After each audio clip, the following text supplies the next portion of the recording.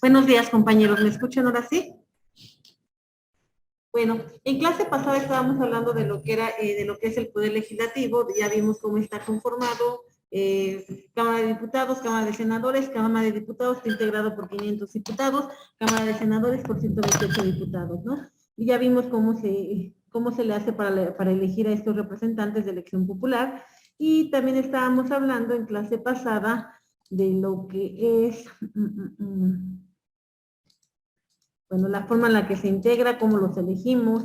Decíamos que ya ahora la forma en la que se llevan a cabo las votaciones, tanto a nivel federal como a nivel local, decimos que son votaciones concurrentes. Son votaciones concurrentes porque en una elección vamos a votar tanto por representantes a nivel federal como por representantes a nivel local. Un ejemplo es la votación del año pasado, la del 2021. Nosotros elegimos diputados a nivel federal y también elegimos diputados a nivel local, ¿no? Entonces tenemos ya nuestras votaciones son de forma concurrente. La siguiente que se va a llevar a cabo en el 2024 vamos a tener ahí que de nueva forma vuelve a ser una votación concurrente. Vamos a elegir a 6 cargos de elección popular. Vamos a elegir presidente de la República, Cámara de Diputados, Cámara de Senadores, vamos a elegir gobernador del Estado de Puebla, Cámara de Diputados y vamos a elegir ayuntamientos, ¿no? Así vamos a ir, sí vamos a tener que cada 3 años pues vamos a tener votaciones concurrentes, ¿no?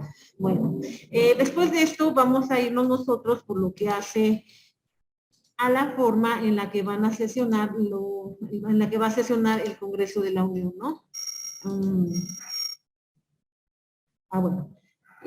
Bueno, hablando de lo que es la suplencia, tenemos que la suplencia, pero vamos a retomar lo que es la suplencia del Poder Legislativo. Si ustedes recuerdan, cuando nosotros vamos a votar, en las boletas aparece lo que es el senador propietario y lo que es el senador suplente, ¿no? El diputado propietario y el senador suplente, ¿no?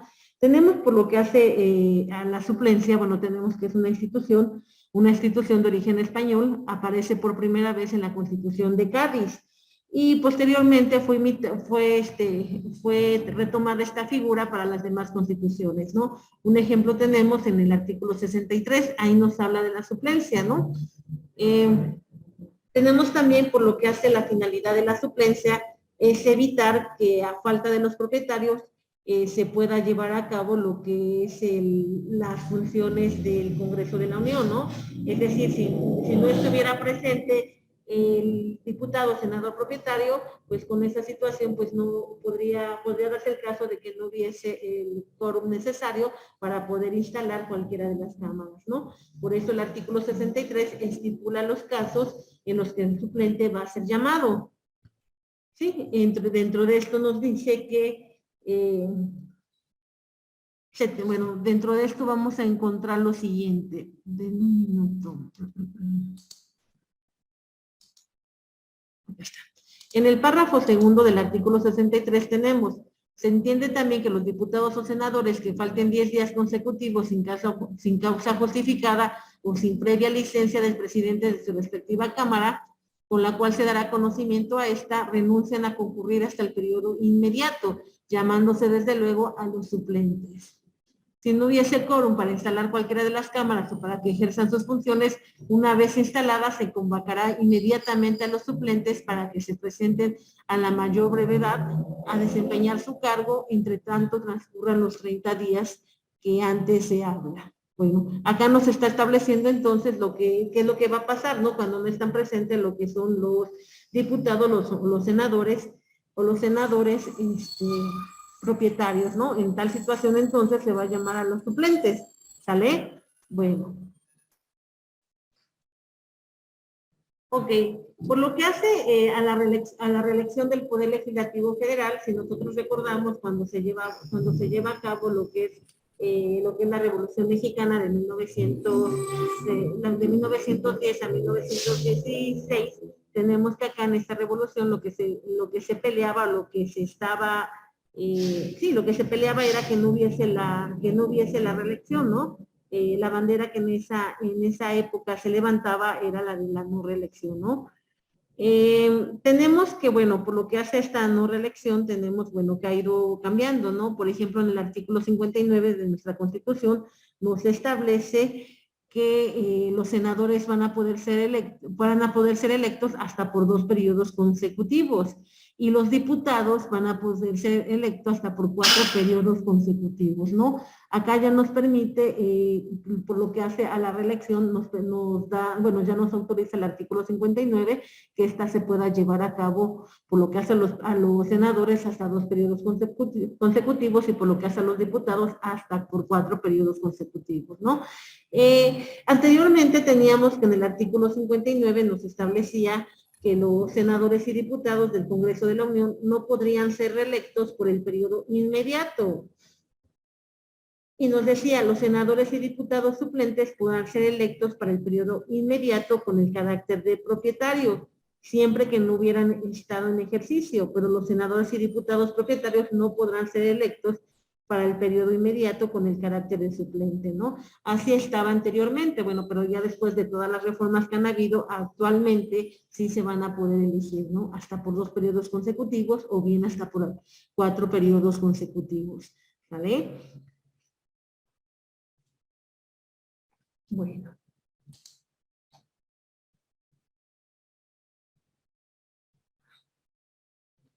Bueno, por lo que hace a la calificación de las elecciones del Poder Legislativo Federal, en clase pasada ya habíamos comentado, ¿no? ¿Qué es lo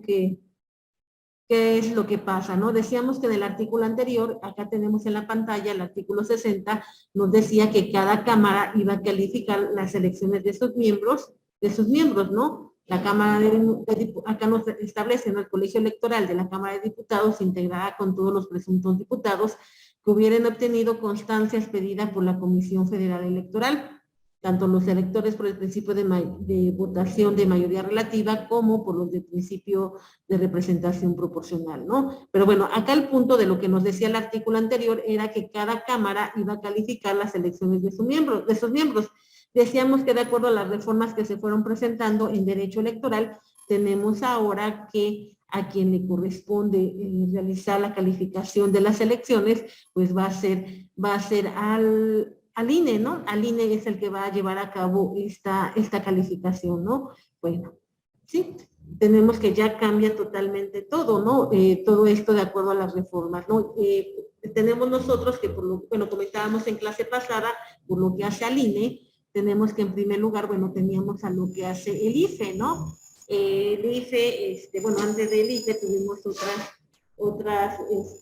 otros organismos que igual de una u otra forma tenían a cargo llevar a cabo lo que son las elecciones. Pero bueno, los más, después de esto tuvimos lo que es el IFE, tenemos que cuando se da el IFE, cuando empiezan a haber muchas fraudes electorales, bueno, la gente empieza a perder confianza en lo que es este organismo, ¿no? Por lo tanto, se le da una nueva reestructuración a nuestro derecho electoral en el año de 2014. En el año 2014 se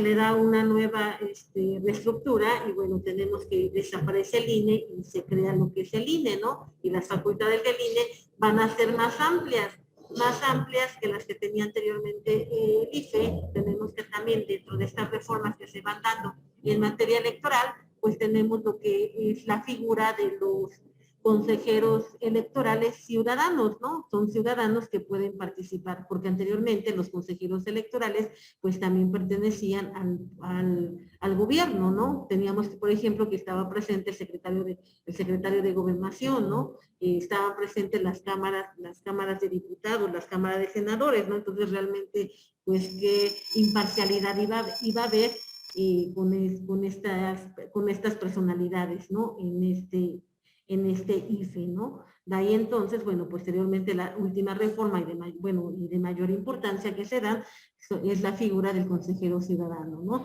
Son ciudadanos que se pueden postular para ocupar estos cargos siempre y cuando cumplan con los requisitos que marca la ley, ¿no? Bueno, y ya veíamos cómo se van dando estos consejeros, ¿no?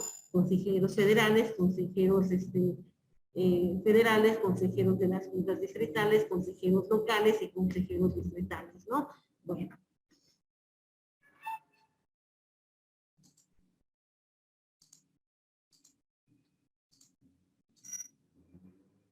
Ok, bueno, después de acá vamos a ir por lo que hace a la irresponsabilidad e inmunidad de los legisladores federales.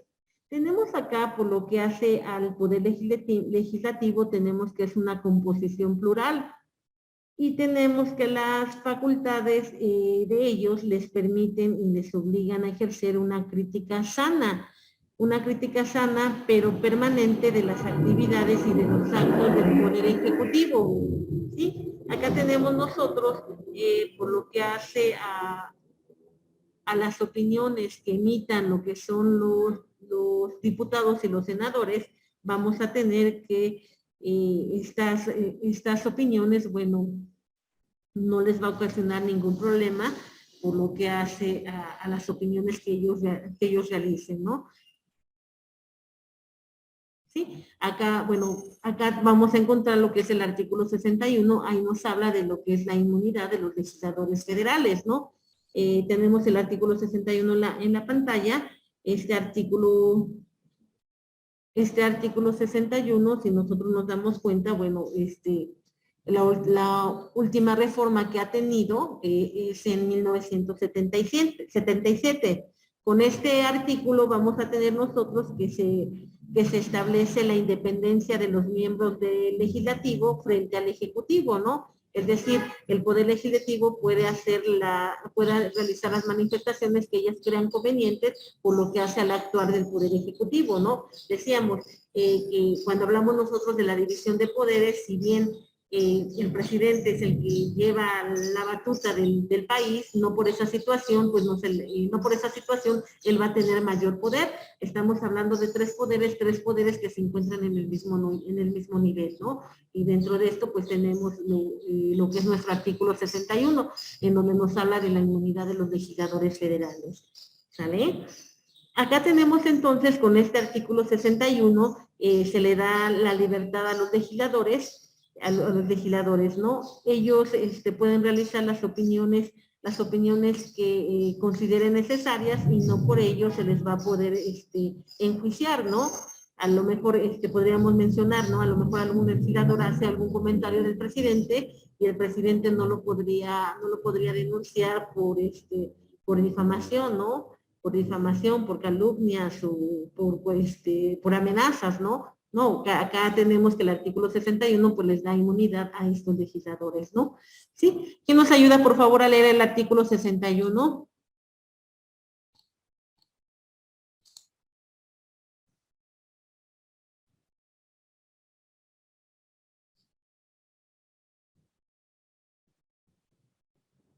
Dana, ¿nos puedes ayudar, por favor? Sí, profesora. Gracias, Dana. Artículo 61. Los diputados y senadores son inviolables por las opiniones que manifiesten en el desempeño de sus cargos y jamás podrán ser convenidos por ellas. El presidente de cada cámara velará por el respeto al fuero constitucional de los miembros de la misma y por la inviolabilidad del recinto donde se reúnan a sesionar. Bueno, entonces, gracias, Ana. Entonces estábamos comentando, ¿no? Por lo que hace a las opiniones que realicen los legisladores, por lo que hace al actuar del presidente, pues ellos no se les va a poder sancionar, ¿no? Ellos tienen inmunidad por lo que hace a estas opiniones que ellos emitan, ¿sí? Bueno, después de esto vamos a hablar la forma en la cual, vamos a hablar las sanciones constitucionales para los legisladores federales.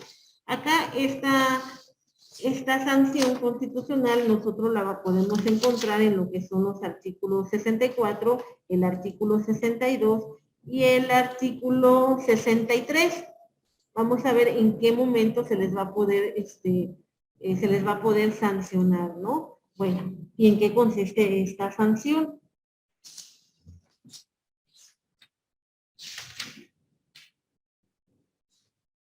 Tenemos, por lo que hace a nuestros legisladores a nivel federal, vamos a tener que a estos legisladores, nuestra Constitución prevé la aplicación de sanciones para los legisladores de la Federación en caso de que se hagan acreedores de estas sanciones, ¿no? Un ejemplo de esto puede ser por lo que hace a su ausencia injustificada en las sesiones reglamentarias, ¿no? A las sesiones que tienen que concurrir, ¿no? Si este legislador no concurre a las sesiones a las que por ley tienen que presentarse, entonces pues le van a ser acreedores a una sanción. ¿Sí? Un ejemplo tenemos acá el artículo 64, nos dice, los diputados y senadores que no concurran a una sesión sin causa justificada o sin permiso de la Cámara respectiva, no tendrán derecho a la dieta correspondiente al día en que falten. ¿A qué nos referimos a la dieta? Bueno, la dieta sería el dinero que se les da por acudir a estas sesiones, ¿no? Podríamos comentar que es el pago, ¿no? El pago que se le da, nada más que bueno, acá recibe el nombre de dieta, ¿no? A la dieta correspondiente al día en que ellos falten, ¿sí? Pero bueno, eso es lo que va a pasar si ellos no concurren a una sanción sin que tengan causa justificada o sin permiso de su cámara, pues la sanción que van a recibir es que no se les pague ese día, ¿no? También tenemos otra sanción. La siguiente sanción nos dice, en el artículo 62, bueno, acá sería una prohibición, ¿no? Nos dice el 62, los diputados y senadores propietarios durante el periodo de su encargo no podrán desempeñar ninguna otra comisión o empleo de la federación o de las entidades federativas por las cuales se disfrute sueldo, sin licencia previa de la Cámara respectiva, pero entonces cesarán en sus funciones representativas mientras dure la nueva ocupación. La misma regla se observa con los diputados y senadores suplentes cuando estuvieran en ejercicios.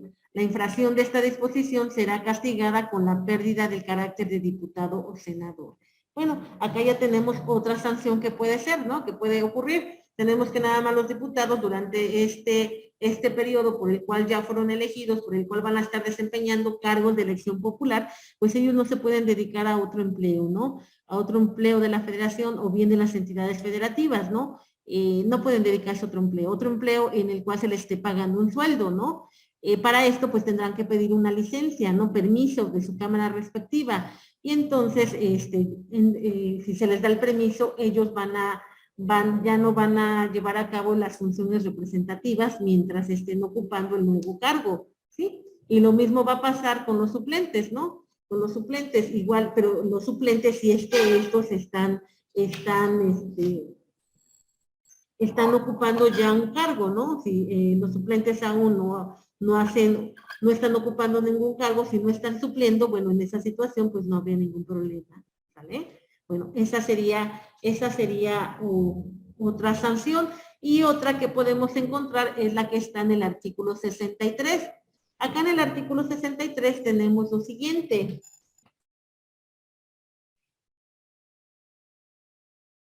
Acá nos habla de la concurrencia de los representantes, ¿no? Si estos representantes no se presentan después de 30 días iniciada la sesión, entonces se va a considerar que ellos no están aceptando su cargo, porque no se están presentando a estas sesiones, ¿no? Al considerarse que no están aceptando su cargo, entonces se van a llamar a los suplentes, y si estos suplentes no se presentan en este término, en el término de 30 días, entonces se va a considerar vacante el puesto de este diputado, de este senador, y en su caso entonces se va a tener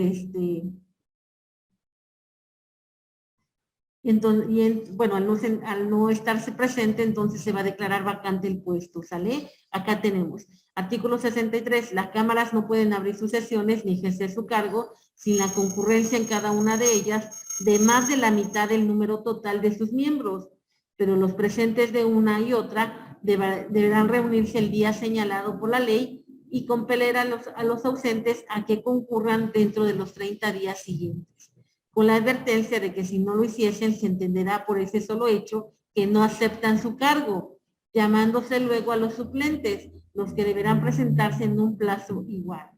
y si tampoco lo hiciesen, se declara vacante el puesto. Tanto las vacantes de diputados y senadores del Congreso de la Unión que se presenten al inicio de la legislatura, como las que concurran durante su ejercicio, se cubrirán. La vacante de diputados y senadores del Congreso de la Unión por el principio de mayoría relativa y la Cámara respectiva convocará a elecciones extraordinarias. ¿Ya vieron, compañeros? Esta sería otra sanción que tendrían los diputados y, bueno, los diputados y senadores si es que no se presentan dentro de los 30 días, ¿no? Sí. Miss, pero sí hay justificaciones, ¿no? No sé, alguna cuestión para justificar todo esa, no sé, los 30 días. Ah, claro. ¿Más? Sí, tendría que haber alguna justificante, ¿no? Sí, bueno, entraría igual que en cualquier otro tipo de trabajo, ¿no? Si hay una justificante, pues no te la pueden aplicar, ¿no? Ok. Ok, pero bueno, también sí, ahorita vamos a ver cómo se llevan a cabo sus sesiones, ¿no? Realmente el tiempo en el que van a estar sesionando, pues es muy corto, ¿no? Y todavía sí tienen el cinismo de no presentarse a laborar, ¿no? Y luego, bueno, la cantidad que les pagan, ¿no? Bueno, vamos a hablar, ¿cómo sesiona el Congreso de la Unión? Tenemos que el Congreso de la Unión va a tener dos tipos de sesiones ordinarias y sesiones extraordinarias. ¿Sí? Va a haber dos periodos. Para esto vamos a encontrar su fundamento en el artículo 65. ¿Alguno de ustedes me podría ayudar, por favor, a leerlo? Bueno, el artículo 65 nos habla, bueno, ¿quién nos ayuda, por favor, a leer el artículo 65 y 66 que está en la pantalla? Yo mismo. Por favor, compañera. Artículo 65. El Congreso se reunirá a partir del 1 de septiembre de cada año para celebrar un primer periodo de sesiones ordinarias, excepto cuando el presidente de la República inicie su encargo en la fecha prevista en el artículo 83 de esta Constitución, en cuyo caso se reunirá a partir del 1 de agosto y a partir del 1 de febrero para celebrar un segundo periodo de sanciones ordinarias. En ambos periodos de sesiones de Congreso se ocupará del estudio, discusión y votación de las iniciativas de la ley que se le presentan y de la resolución de los demás asuntos que le correspondan conforme a esta Constitución. En cada periodo de sesiones ordinarias del Congreso se ocupará de manera preferente de los asuntos que señale la ley orgánica. También el artículo 66. ¿Manda usted, perdón? También leo el artículo 66. Sí, compañera, por favor. Artículo 66. Cada periodo de sesiones ordinarias durará el tiempo necesario para tratar todos los asuntos mencionados en el artículo anterior. El primer periodo no podrá prolongarse sino hasta el 15 de diciembre del mismo año, excepto cuando el presidente de la República inicie su encargo en la fecha prevista por el artículo 83, en cuyo caso las sesiones podrán extenderse hasta el 31 de diciembre de ese mismo año. El segundo periodo no podrá prolongarse más allá del 30 de abril del mismo año. Si las dos cámaras no estuvieren de acuerdo para poner término a las sesiones antes de las fechas indicadas, resolverá el presidente de la República. Ok, gracias, compañera. Bueno, entonces acá por lo que hace a las sesiones del Congreso de la Unión, vamos a encontrar nosotros dos tipos de sesiones ordinarias y sesiones extraordinarias, ¿sale?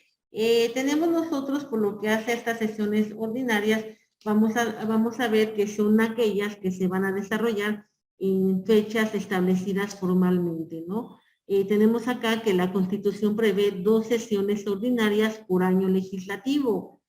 La primera va a iniciar del 1 de septiembre al 15 de diciembre, o bien hasta el 31 de diciembre en el año en el que se lleve a cabo la renovación del titular del Poder Ejecutivo. Y el segundo periodo de sesiones va a ser del 1 de febrero hasta el 30 de abril. ¿sí? Y tenemos que en estos periodos las cámaras se van a ocupar del estudio, discusión y votación de las iniciativas que les presenten, de las iniciativas de las leyes y de las resoluciones de los demás asuntos que les correspondan, ¿no? Eso es lo que van a realizar. Si ustedes se dan cuenta, realmente estamos hablando de periodos breves, ¿no? Estamos hablando de 2 sesiones ordinarias, ¿no? ¿Sí? ¿Ya se dieron cuenta? Después de esto tenemos lo que son las sesiones extraordinarias. ¿Cuáles son las sesiones extraordinarias? Pues son aquellas que se desarrollan sin fecha preestablecidas durante los recesos del Congreso. ¿Sí? Acá, bueno, acá ya, si nosotros volvemos a checar lo que son las sesiones ordinarias, decíamos que van a haber 2 periodos, ¿no? El primer periodo va a iniciar del 1 de septiembre al 15 de diciembre, o bien hasta el 31 de diciembre, ¿no? Si estamos hablando que se va a hacer la renovación del titular del Poder Ejecutivo, entonces va a ser hasta el 31 de diciembre, ¿no? Pero si no, entonces tenemos que un año normal sería, el periodo sería del 1 de septiembre al 15 de diciembre, ¿sí? Ese sería el primer periodo de sesiones ordinarias. Y después, otras sesiones ordinarias vamos a tener del 1 de febrero al 30 de abril. ¿Ya se dieron cuenta? Tenemos entonces que 4 meses, pues van a estar 4, casi 5 meses, ¿no? Van a estar ellos desocupados, ¿no? Bueno, en este periodo que vamos a tener, en los cuales no van a sesionar el Congreso de la Unión, acá entonces va a haber una comisión permanente, una comisión que se va a quedar en este periodo, ¿sale? Y en este periodo, si llega a haber algo extraordinario, entonces esta comisión permanente tiene que convocar a una sesión extraordinaria. Para tratar ese asunto importante, ¿no? Ese asunto que salió de la nada, ¿no? Bueno, acá tenemos entonces, dice, sesiones extraordinarias, aquellas que se desarrollan sin fecha preestablecida durante los recesos del Congreso. Ya vimos cuáles serían los recesos del Congreso, ¿no? Y son convocados por la Comisión Permanente por sí o a solicitud del Presidente de la República.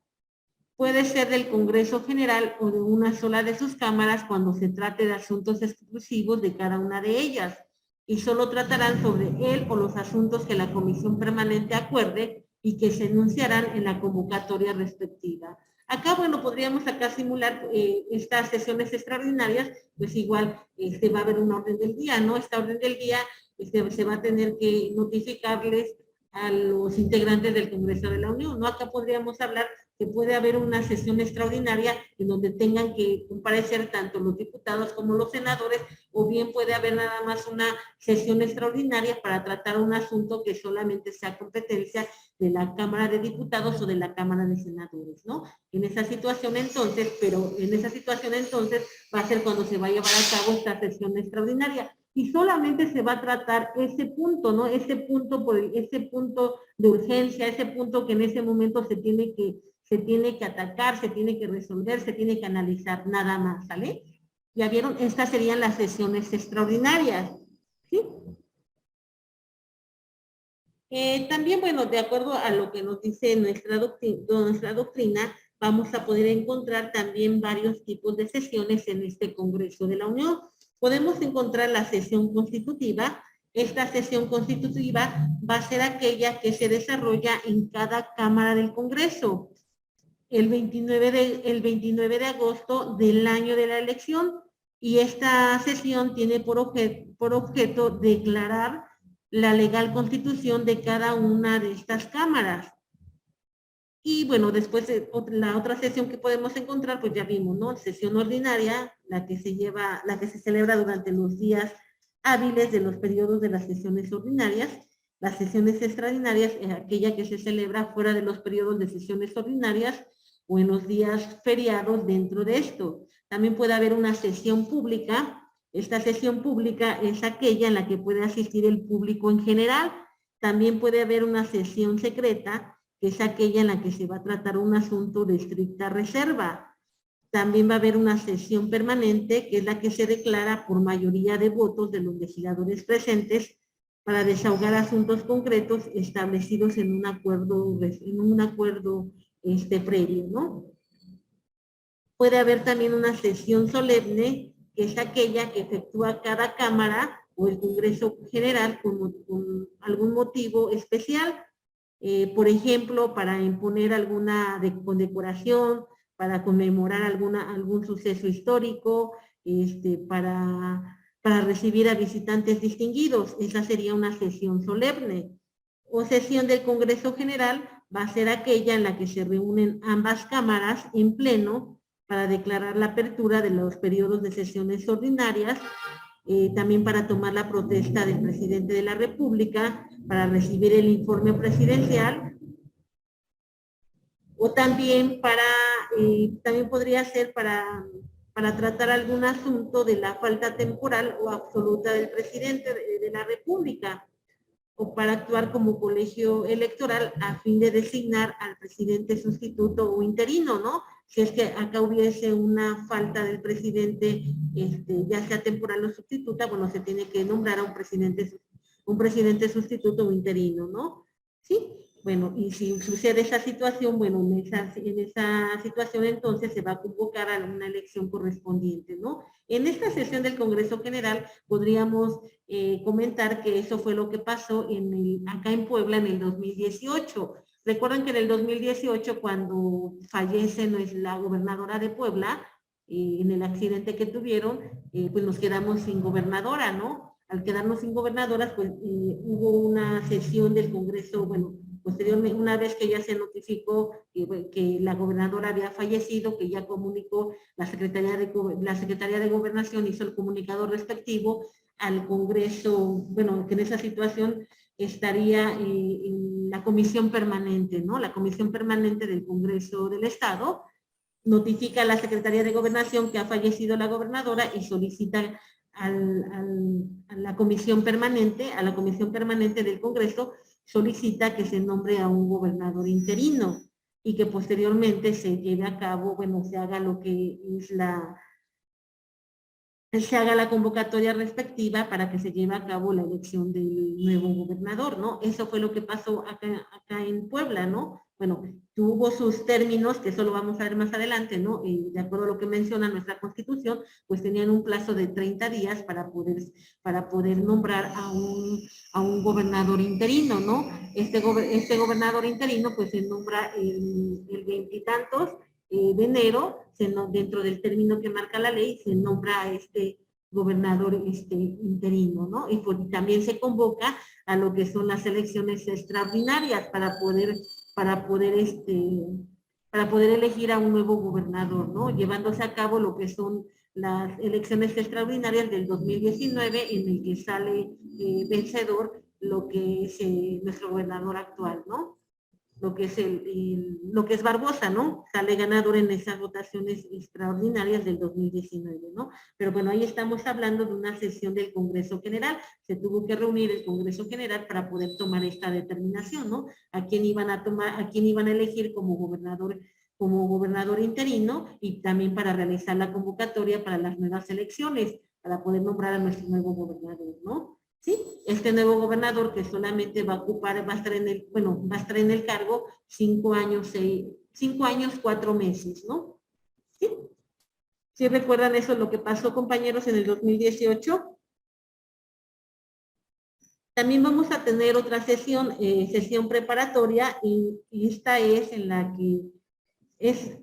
que cada Cámara efectúa al inicio de los periodos de sesiones ordinarias del segundo y tercer año de ejercicio de su legislatura respectiva, y tiene por objeto la elección de los integrantes de la mesa directiva y de la declaratoria de instalación formal para funcionar como órganos legislativos, ¿sí? Estas serían, así es como funciona, así es como sesiona el Congreso de la Unión, ¿vale? Bueno, ya vimos sesiones ordinarias, sesiones extraordinarias, ¿no? Dependiendo también el asunto a tratar, va a ser la concurrencia de ambas cámaras o de cada cámara, de acuerdo al tema a tratar, ¿no?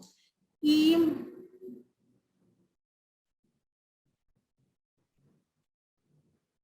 Bueno, acá tenemos su fundamento de las sesiones extraordinarias, lo tenemos en el artículo 67 de nuestra Constitución, ¿vale?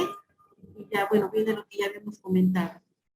Después tenemos acá, bueno, este artículo es muy interesante y este artículo lo vamos a retomar más adelante, ¿no? ¿Qué es lo que pasa con las resoluciones que van a emitir el Congreso, ¿no?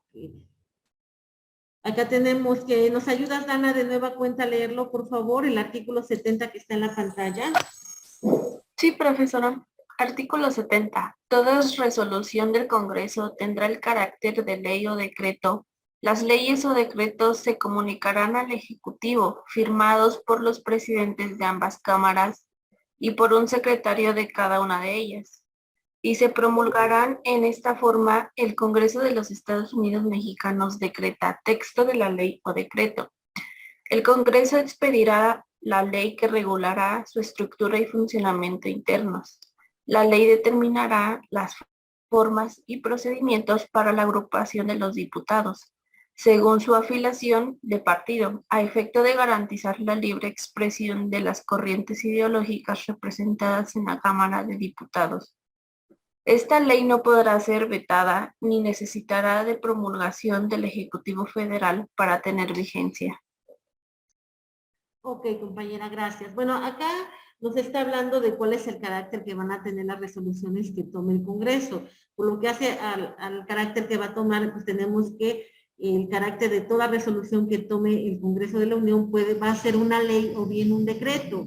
¿De qué habla? Si nosotros nos vamos a cuál es la función del Poder Legislativo, tenemos que la función del Poder Legislativo es crear leyes, ¿no? De ahí entonces que decimos que la resolución que lleva a cabo el Congreso va a ser la de crear una ley, ¿no? O bien también puede crear decretos. ¿Cuál es la diferencia de una ley y un decreto? Bueno, la ley tiene un carácter general y es abstracto, es decir, la ley se va a aplicar para todos, ¿sí? Para todos. ¿En qué momento se te va a aplicar? Pues cuando tú te encuentres en una situación que contemple esa ley. Un ejemplo, nos vamos a lo que es el Código Penal. El Código Penal no nos dice, comete el delito de homicidio el que priva de la vida a otro, ¿no? Si yo privo de la vida a otra persona, bueno, en ese momento se me va a aplicar lo que ya está establecido en esa ley, ¿no? En el Código Penal se me va a aplicar en esa ley, porque esa ley tiene un carácter general y abstracto. Y tenemos que un decreto que son normas que se refieren a determinadas personas, a lugares o tiempos. Un ejemplo podría ser,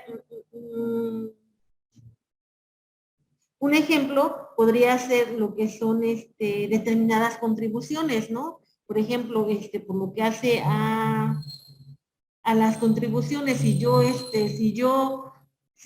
expidiendo,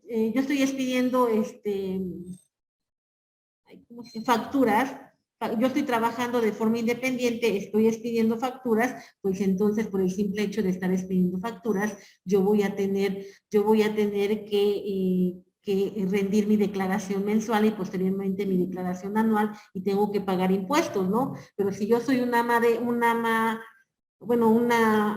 familia, una ama de casa, yo soy una señora que nada más me dedico al cuidado de mis hijos, pues yo nunca a mí no se me va a poder exigir esa situación, ¿no? ¿Sí me explico? Bueno, esa sería la diferencia, ¿sí? Entre una ley y un decreto, ¿sale?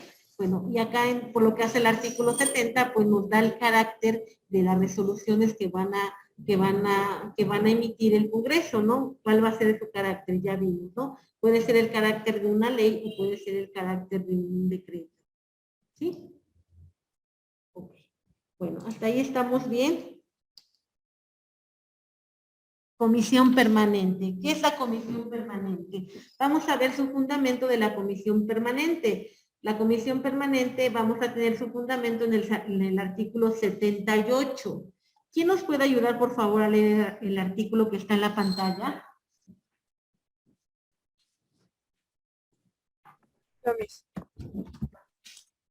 Dice artículo 78. Durante los recesos del Congreso de la Unión habrá una comisión permanente compuesta de 37 miembros, de los que 19 serán diputados y 18 senadores, nombrados por sus respectivas cámaras la víspera de la clausura de los periodos ordinarios de sesiones. Para cada titular de las cámaras nombrarán de entre sus miembros en ejercicio un sustituto. La comisión permanente, además de las atribuciones que expresamente le confiere esta Constitución, tendrán las siguientes. 1. Derogada. 2. Recibir, en su caso, la protesta del presidente de la República. 3. Resolver los asuntos de su competencia. Recibir durante el receso del Congreso de la Unión las iniciativas de ley, las observaciones a los proyectos de ley o decreto que envíe el Ejecutivo y proposiciones dirigidas a las cámaras y turnarlas para dictamen a las comisiones de la Cámara a la que vayan dirigidas, a fin de que se despachen en el inmediato periodo de sesiones.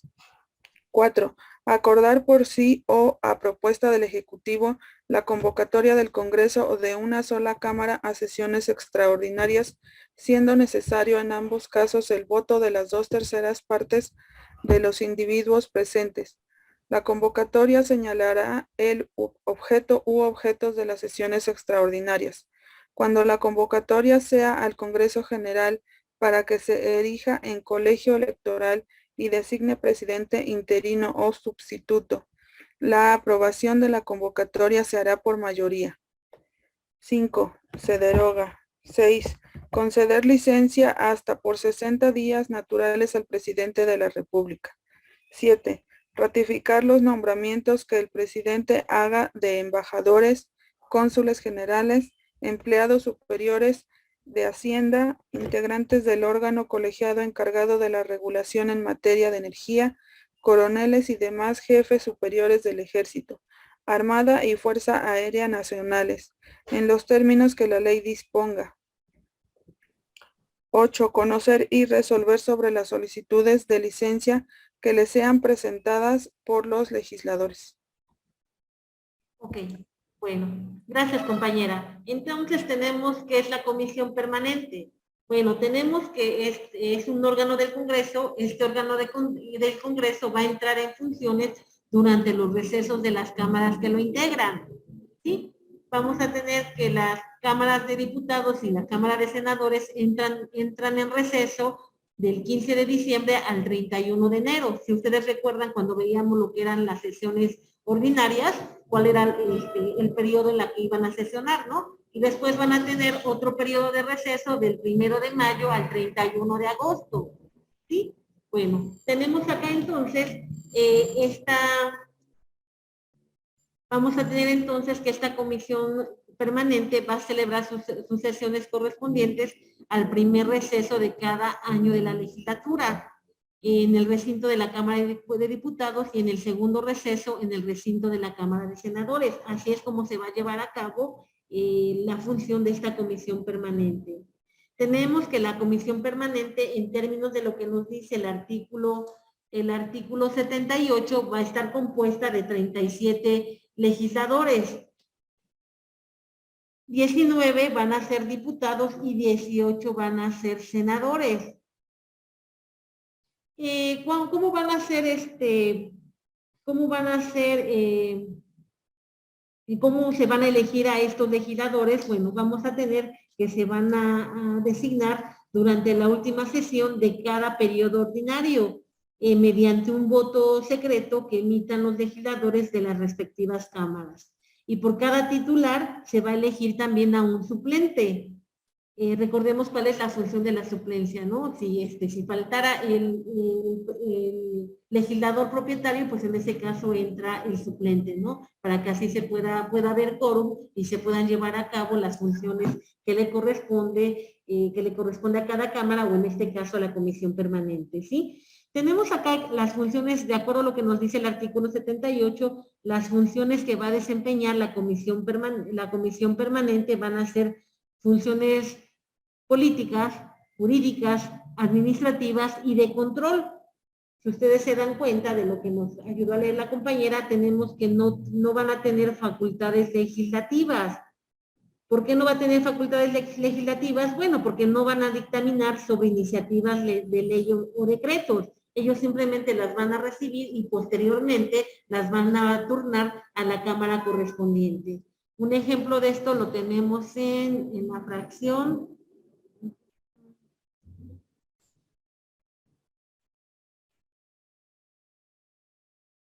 Acá está. En la fracción tercera nos dice, recibir durante el receso del Congreso de la Unión las iniciativas de ley,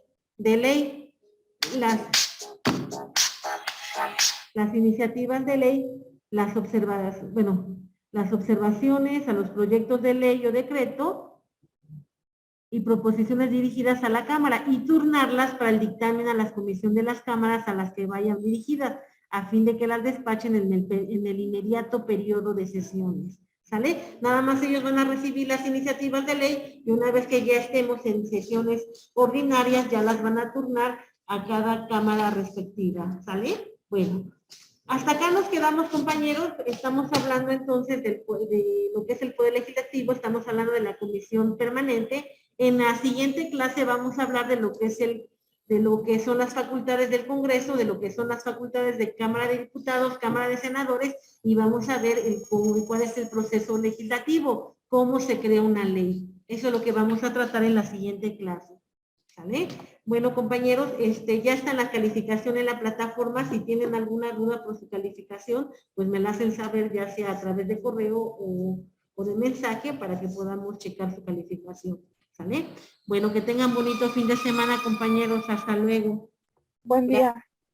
Gracias, profesora. Hasta luego. Gracias. Igualmente. No logré escuchar lo de las calificaciones, ¿me lo puede repetir?